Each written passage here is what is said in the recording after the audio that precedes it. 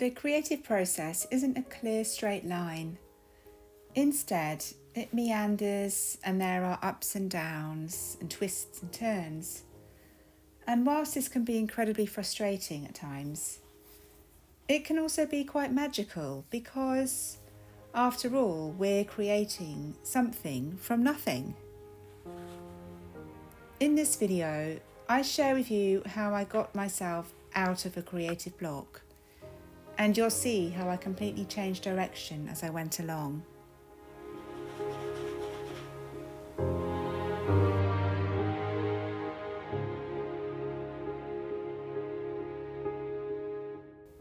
As the saying goes, creativity takes courage.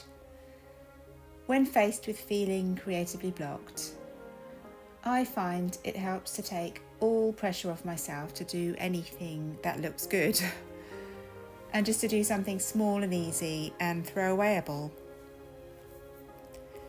So I made a rule for myself to draw something, anything, for at least 5 minutes a day. I did this on my iPad, but of course you could use a sketchbook or a piece of paper. The idea is just to have it as a zero pressure, little, very doable, creative project.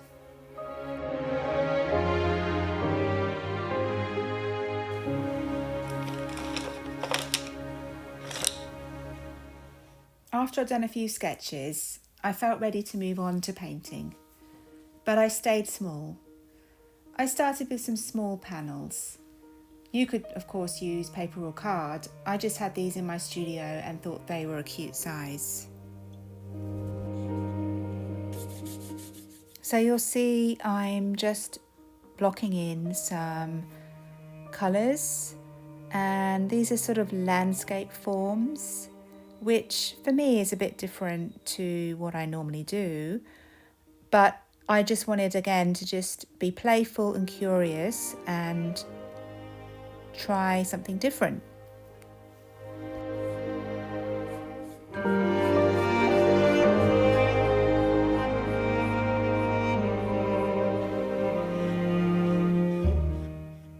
The idea here isn't to do perfect miniature paintings, but rather just loose, rough ideas of whatever you fancy. So if anyone follows me, you probably know I love the colour yellow. So I started with this yellow field kind of thing with some cockatoos flying, which are also my favourite bird. But yeah, you can see it's very, very loose and not perfect at all. And yeah, I was just playing around with a quick idea.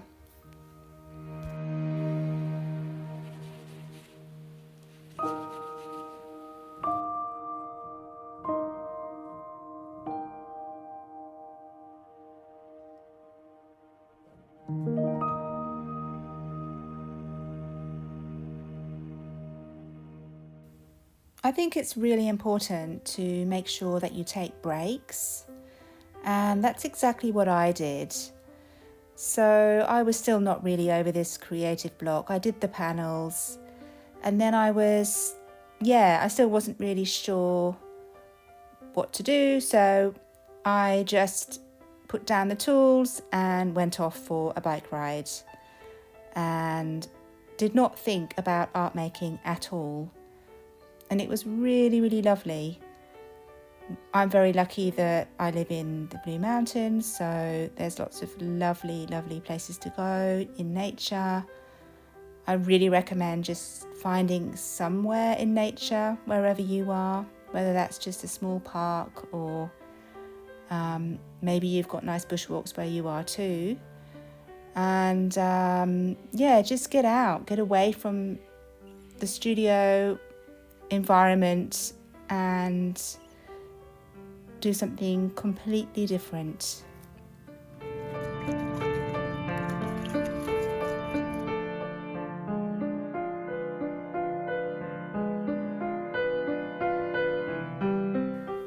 after my break, I was ready to get back into the studio and excited to start on a bigger panel.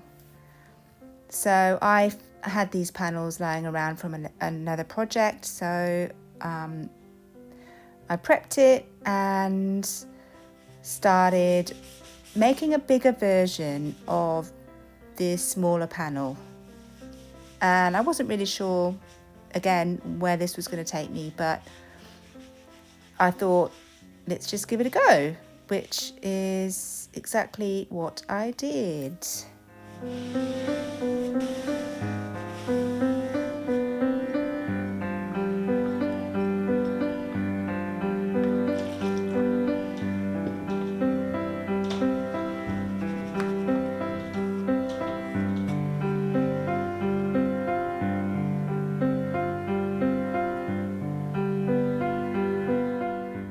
At this point, I was still feeling fairly unconfident, shall we say. So this panel was something that I'd had lying around the studio for a while, and I really didn't care about it. I took the pressure off myself when painting it, and with the thought that if it didn't work out, then it really wouldn't matter. I could just paint over it again.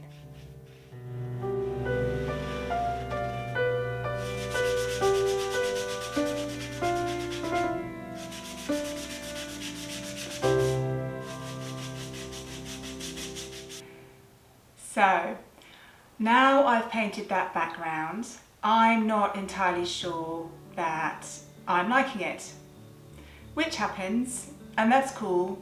So I'm going to change it up, and I'm going to try a completely different size and idea. So the original idea was that I was going to do a bigger version of this little panel here, but as it turns out, I'm not entirely happy with this. I'm not sure the composition works very well. I like the colours, but yeah, it's not quite right. And given that I've just copied this on a bigger one, it's not going to be quite right on the bigger one too. So there's no point right now continuing on. So instead, behind me, I have got a really big canvas that's already painted yellow. Now I did this about 6 months ago, and I had a lot of fun with it. I splashed the paint around, I was playing music, it was, a fun painting session. Unfortunately, I didn't video it, but you get the idea, I'm sure. So anyway, that one's just sort of been put to one side for a while I've had to focus on other things. And now I think it's the perfect opportunity to bring it out and have a go at painting something new on it, and let's see where it takes us. So my idea is I'm going to do a lyrebird, and this is inspired from the lyrebirds that we have in our garden. We're very lucky here in the Blue Mountains, and my house backs onto bush, so we've actually got 3 lyrebirds in our garden, which is pretty special, I think. There's 2 females and 1 male, and they live underneath the big fig tree that we've got. So yeah, I'm going to have a go at painting a lyrebird, or maybe 2, I'm not entirely sure right now, and let's see how it looks.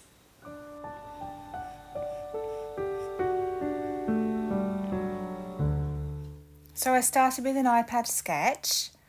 I found a royalty-free image on Wikipedia that I used as a reference for the body, and I changed his head to be looking up instead of down, which I thought would work better for this painting.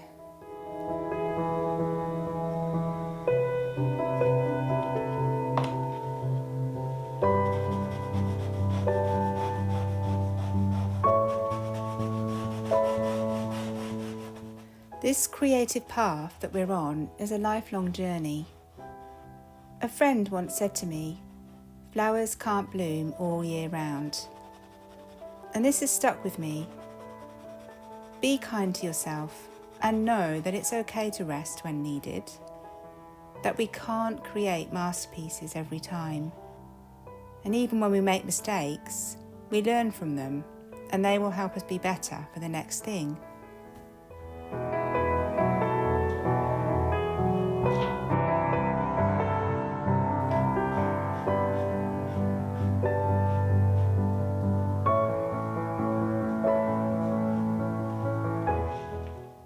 If you think about the great masters such as Matisse or Picasso or Van Gogh, they created hundreds and thousands of artworks. So, and these artworks, not all of them were amazing. They did do some amazing paintings for sure, but there were probably a few duds in there too.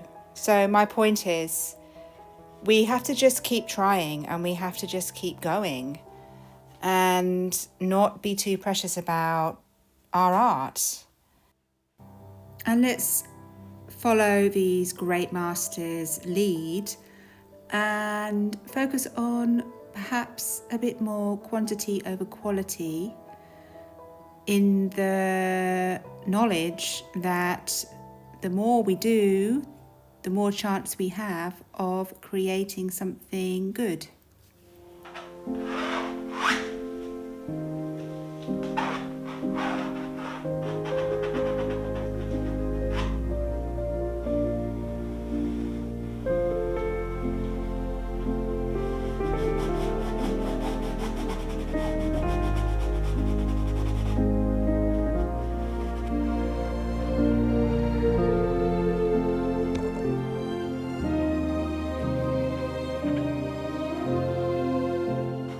We can get into our own heads too much sometimes, can't we? Overthinking, allowing our analytical, sensible brain to take over our creative side, and put too much pressure on ourselves to achieve an outcome, to make a product, to make it perfect, when in actual fact, the real outcome of our creative projects is in the process itself. When we are playful, curious, trying new things, problem solving, creating happy accidents, and totally in that magical flow state. Time stops still and we're in the zone and it feels amazing.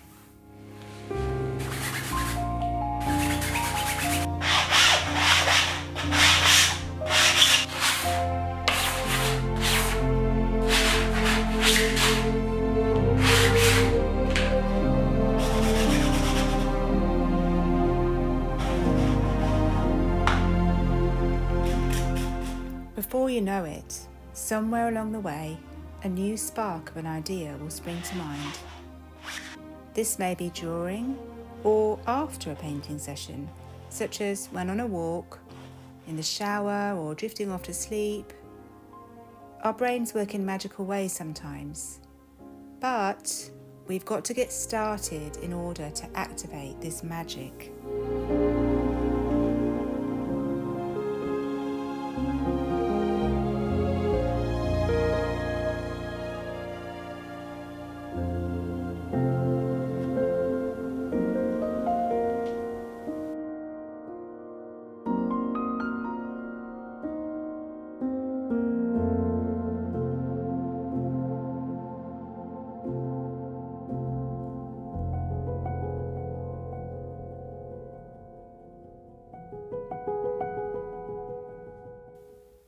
So, which stage are you at?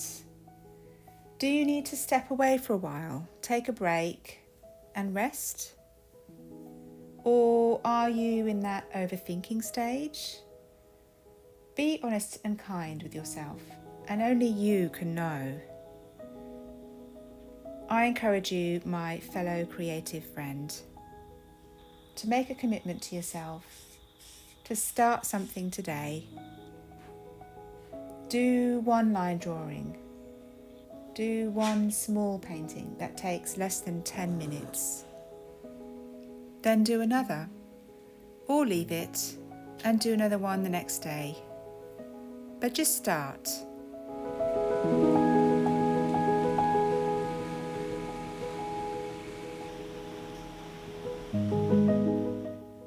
The funny thing is that when I painted this, I was taking my own advice and doing it for the process, applying the paint and not really thinking too much about it, just going with my gut intuition. And the way it's turned out is completely different to how I imagined, but at the same time also feels so much more like me than some of my other paintings. This is the first time in a few years that I've chosen to paint a bird that isn't flying. Maybe that's because after what feels like a really long time, I'm feeling more grounded in my practice.